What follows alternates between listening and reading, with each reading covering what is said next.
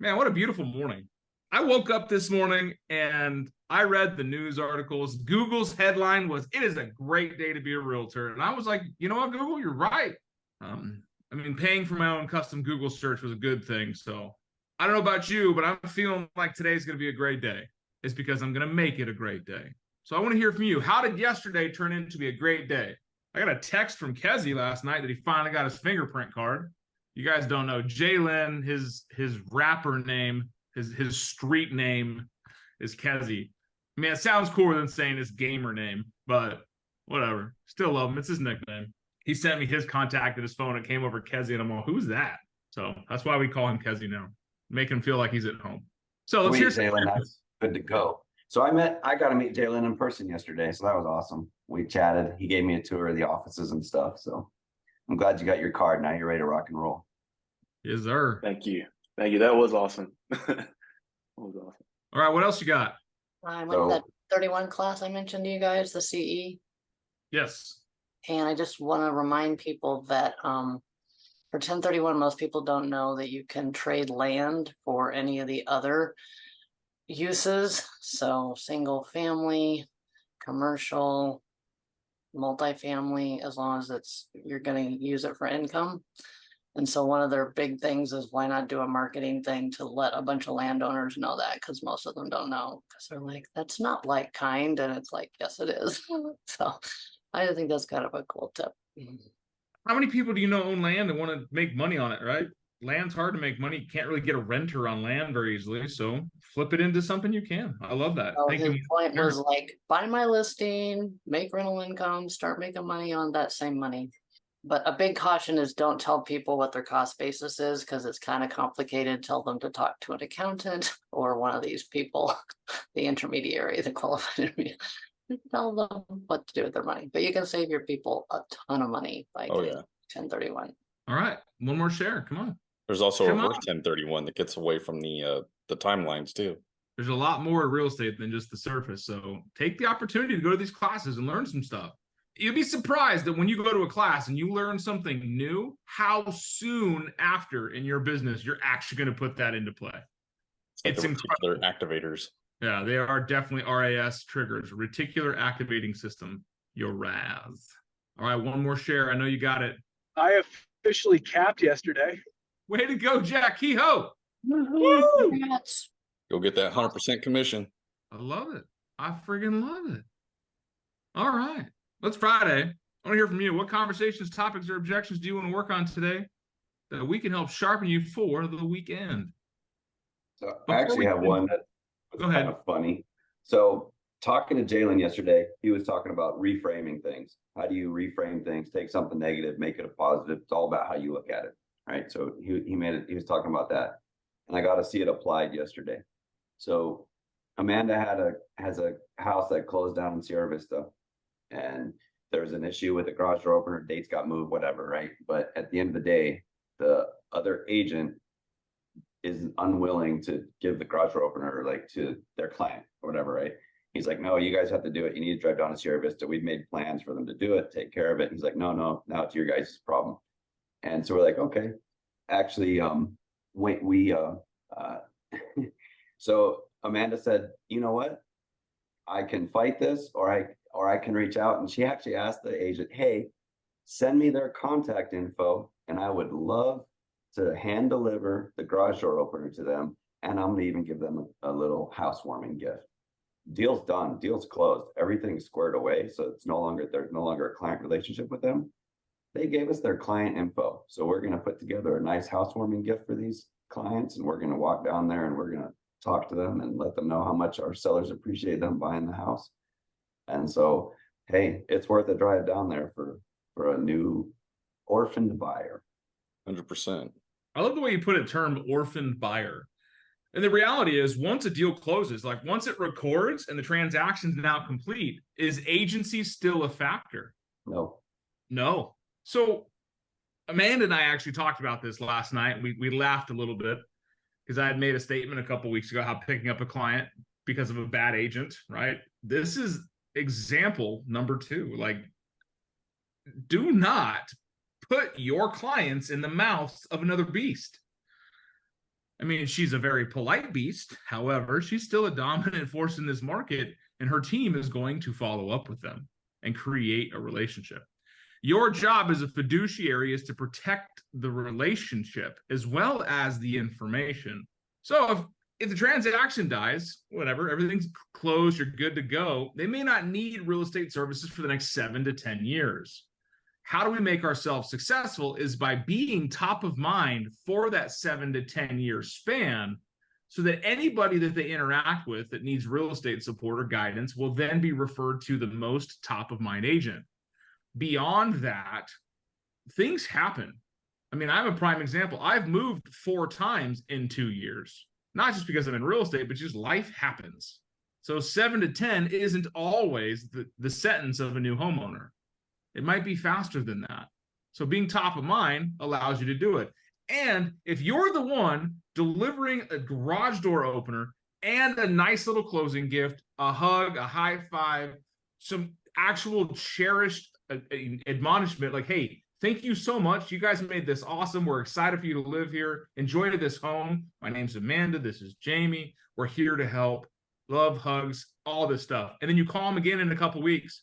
Hey, just want to check in. How are things going? How's the new house? You've probably done 100% more than most buyer's agents. All you had to do was care. And one more thing on that too is they just bought a house. For the next 6 months, what's going to be on their Facebook? What's going to be the topic of every conversation they have? And they're going to talk about their shill buying agent was terrible, but this amazing listing agent delivered all, the stuff that their agent wouldn't bring them. And if they have any real estate related needs, they're going to refer Jamie and Amanda. Did you know that more than 80% of clients never hear from their buyer's agent after they close? Makes sense. 80 friggin%.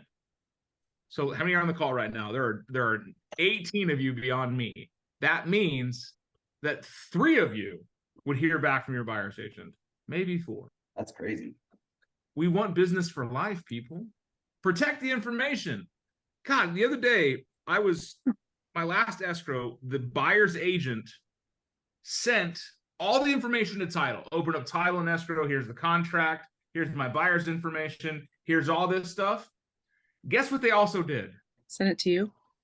Yeah, they copied me on the email. Mm-hmm.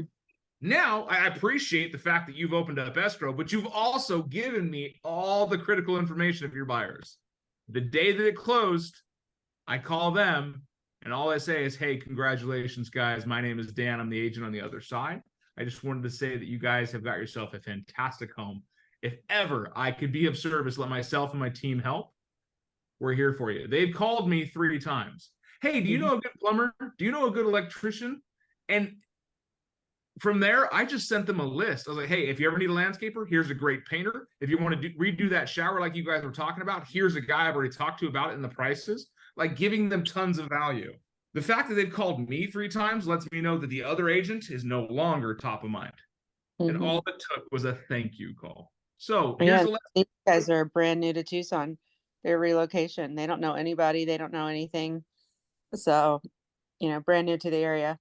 So perfect opportunity because, brand new people are going to talk to everybody. They don't have a circle.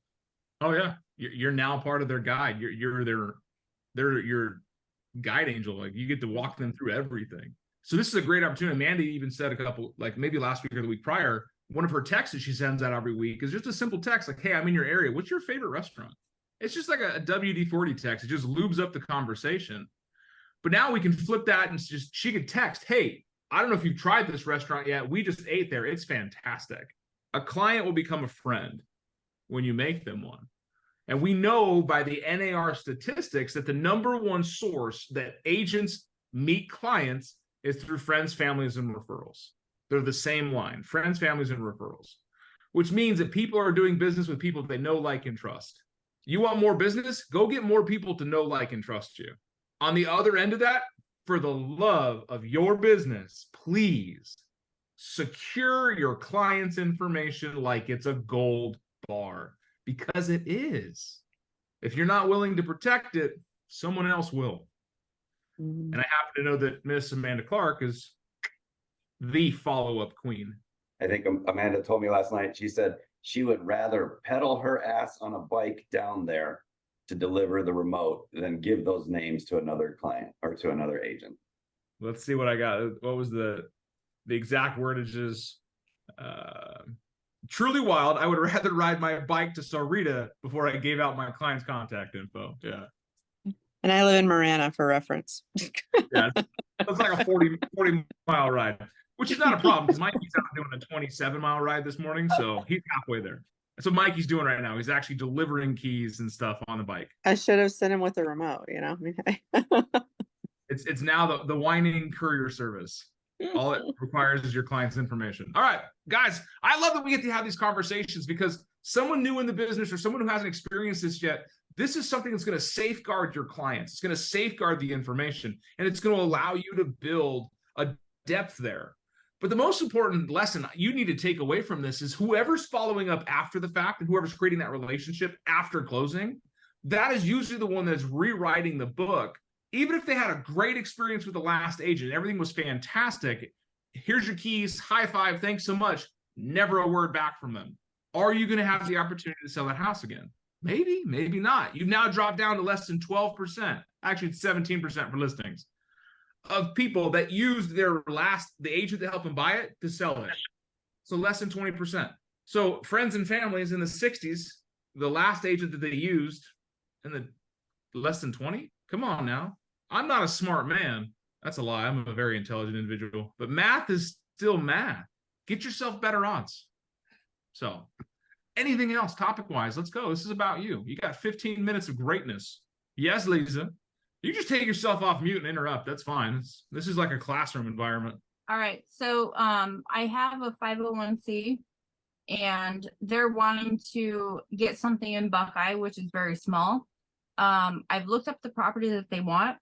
How do I go about that conversation?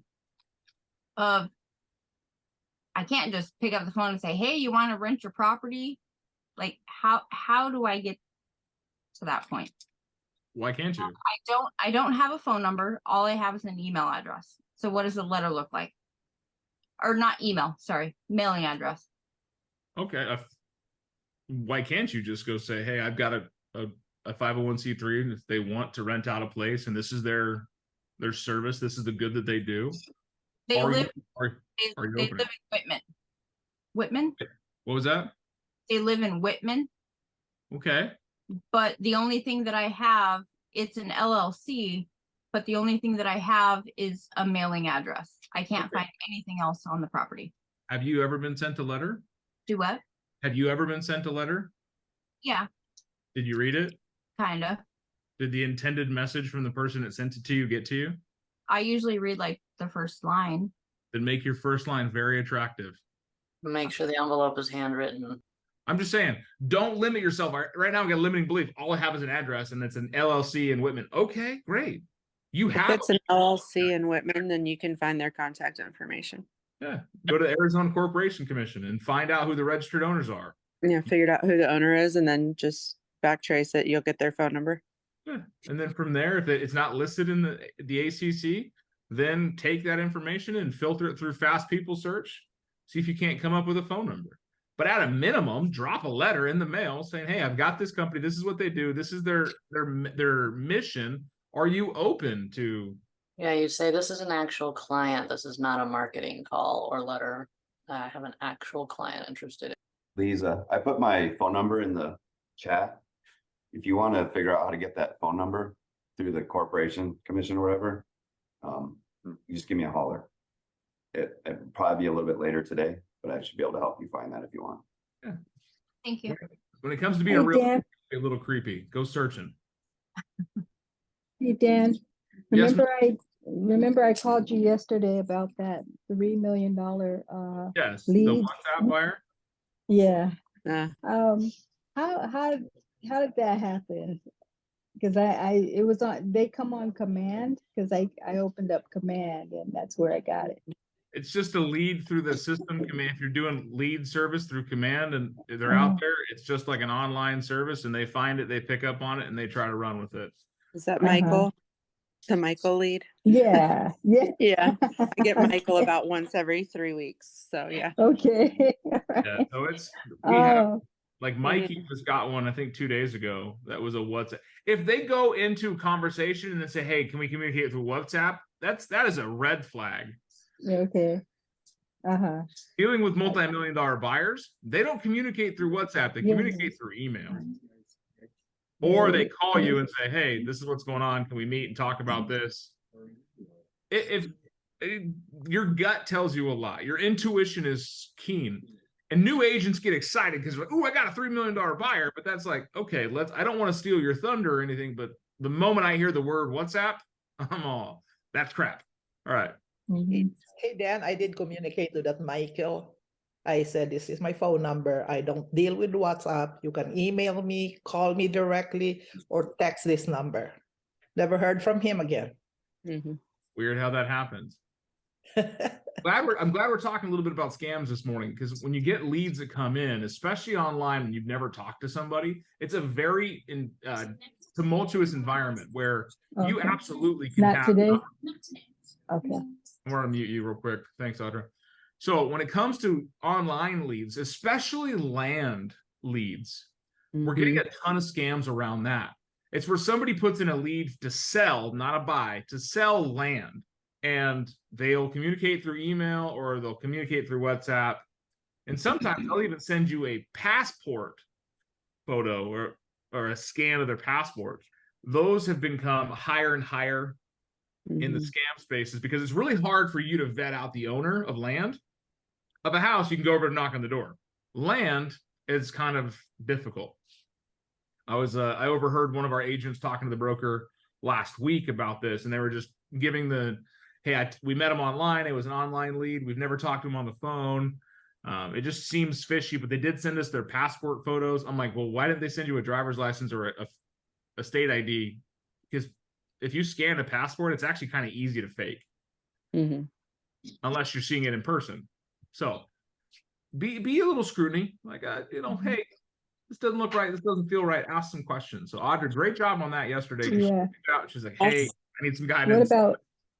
What about Glee Key? You heard of Glee Key, right? Keyglee, yeah. Keyglee, yeah. Okay. Yeah, Keyglee, if you guys haven't heard of Keyglee, is a giant wholesaling operation. They want you to find houses for them that they can then resell to somebody else. Not a bad gig if you've got deals for them. They'll pay you and you'll get your commission. But huge value item if you are just looking for a reason to reach out to your clients with all of this deed fraud that's happening. The Pima County Recorder has a free service that you can sign up for, that you put your name into the system, and essentially they'll notify you if anything is recorded with your name attached to it. So that way you know if something's happening, and they just started implementing that. So that's a really good reason to maybe reach out to some of your clients, like, when you're saying reach out with value, right? That it's free and it's something that lets them know, like, hey, somebody's, done something with my name attached to it. Yeah, and if you're not in Pima Canyon or Pima County, check with your local magistrate and check with your local recording office and see if they offer the similar. Yeah, it's become so rampant that they're having to try and do something about it. I mean, by the time it's recorded, it could possibly be too late for the transfer, but catching it the day it records or the day after it records is going to be a lot better than catching it a year later after they've built a house on your land. Yeah, things happen. This is crazy with the rise in popularity of real estate transactions and the ease of use when it comes to doing things digitally and online and never in person. You need to have some fails in your system, some stop gaps, some things to look at. And that's, if you're doing an online transaction, I don't want you doing any contract. And this is me as a leader of this company. I don't want you to do any transaction until you have verifiable identification. That is then sending you a driver's license with it in their hand, not just a scan that you can use the computer do. That is meeting them in person and looking at it, because I don't want you to waste your time. I still don't understand how these people are going to make good money once we get to the title and escrow. It gets through it. Yeah. I heard they use a kind of a crooked notary, and that's kind of the trick. That's one of the things. Using remote notary. Yeah, we've changed that. Is they're no longer allowed to use any notary that's not hired by our title companies. Right. Mhm. So, and you can get a crooked notary that'll sign off anything and then record the documents, the money gets transferred to them. But I feel responsible to tell you, as a fiduciary to the real estate process, you have to be looking out for these things. This is your job, is to be like, hey, this doesn't seem right. This isn't on the level. And for other things too, Go ahead, Amanda. I was gonna say for other things too, we're running into a lot of issues with, houses have solar. The solar companies, it's a solar loan, not a solar lease. They're not recording UCCs against the property. So, if you go to a house, list a house, or for your buyers, buy a house, and you see solar panels on the roof, that's the question that you need to ask and verify. It could legitimately, because I've already had it happen, luckily, knock on wood, not in a bad way on my side, but house can close and the seller still has a loan that he owes for the solar, but the solar transferred in full and there was no requirement for it to be paid. And there was nothing that said that the new buyer had to pay it. So now the seller's saddled with a loan payment for solar panels on a house that he doesn't own anymore. Flip side, buyer now has a house with, $50,000 in solar panels on the roof that they're trusting that somebody else is going to pay for. Not all liens have UCCs filed. So like, use your eyes. You're the boots on the ground at the property. If you see something that doesn't seem right, ask the question. And to piggyback on that, just because the UCC is not filed yet doesn't mean that they don't have the paperwork and can file it as soon as those payments don't happen. Yep. That's usually what happens. Yeah. That's a golden nugget of knowledge right there. Solar gets so sloppy. Mm-hmm. If you're a new agent and your solar partner with a coach or somebody in the office, it gets sloppy. I always say, ask so many questions that you annoy everybody, but at least you'll end up getting answers. And you'll find Actually, I have other a agents question. to kind of ignore it. They just hope it works itself out. So Jim's right. You need to make sure you're asking those questions because it seems to be, it's a lot worse lately. I have a question about the notaries actually, because I applied for the surety bond to become a notary as well. Is that so? Obviously, I wouldn't be able to sign anything on my transactions, but would I have to go through our title company here to basically be allowed to help other agents in Keller Williams? Yeah, you'd have to be vetted by them. Okay. Because they have specific companies that they work out of. Like my wife is a notary and she wasn't even allowed to help my mom sign her documents because she wasn't part of their notary business. Like she wasn't known. And then we did a refi on a house and I had to pay $200 for a notary to come to me when my wife could have done it. We weren't married at the time. We were not legally connected, so it was legal for her to do so. And they wouldn't because they had to use their company, which I appreciate because it avoids the fraud element of things. But as an, upstanding and the right side of things, I was irritated. Like, dude, you're making me pay $200 for something I can just turn around and say, hey, babe, do this. So, but go to the title company, become one of their partners with it, or find out how they get vetted. And then that way you can become a resource there. Okay. Stop by with a box of donuts. Yeah. The cream, what is it called? The cinnamon bacon ones? Yeah, there you go. So Jalen, you're getting started with it. It looks like you're doing the notary. I know you're doing the real estate side. Have you looked into setting up, or are you already set up as a PLC or an LLC? Can't yet until he's licensed. Okay. Yeah, you can't do a PLLC until you're licensed. So you can do an LLC notary side, but not for your real estate stuff. It's another great conversation we're gonna have another day. Is you need to incorporate yourself. You need to have a PLLC. You need to run as an entity. That'd be a good conversation. So we can bring that up next week and talk about it. It's got 2 minutes. We can go over the whole thing, right? Yeah, I can narrow it down into that one statement. You need to be incorporated. Done. All right. So was this helpful for you? Stuff like this, having situational conversations that we can talk about process and having the word tracks and mindset around it. Was this helpful? So I want to say thank you, Amanda, for bringing up some of that and being value. The rest of you guys, this is where you're going to learn and talk about situations. I don't care if it seems juvenile to you. We have people on this call that are brand new, and actually like Jalen, he's not even new because he's not technically licensed yet. So he hasn't seen any of these situations. And this might be your 3rd, 5th, 12th, 100th deal. It doesn't matter. There's a ton of information that you need to, absorb in your real estate career to be proficient at it. So The more that we can share, the more that we can connect, the more you're going to get out of it. So thank you so much for being a part of this week. I have started taking the daily classes, and regardless of the content, I've just been slight editing them and uploading them to the YouTube channel. So if you want to go back and revisit something or hear something again, they're on my YouTube channel. They're more than a dozen on there right now. There's, I don't know, 50 or 60. Jalen's watched most of them. So there's some stuff from the past. If you missed it, if you missed a day, that's okay. Let's just keep this process going. Any questions, thoughts, needs before we kick you guys out of here and you can go, hunt down in the wild? Hey, Big Dan. My name's Ivan. My first week actually with Keller Williams. Hello, Ivan. Pretty much got my license last week. So all this information that we've been going over this Zoom meeting is invaluable, man. Appreciate it. And thanks to everybody else that contributed too. If you guys really knew the value that the people on this call right now, like, it's not just new agents. We got people on this call that do hundreds of transactions. So I like the Clark & Company team are one of our mega teams in the business. Massive, massive potential for you guys to be around. So thank you for pouring into it, investing in your time. Until then, till Monday, I want some great wins over the weekend. So go out there and do something great. High five.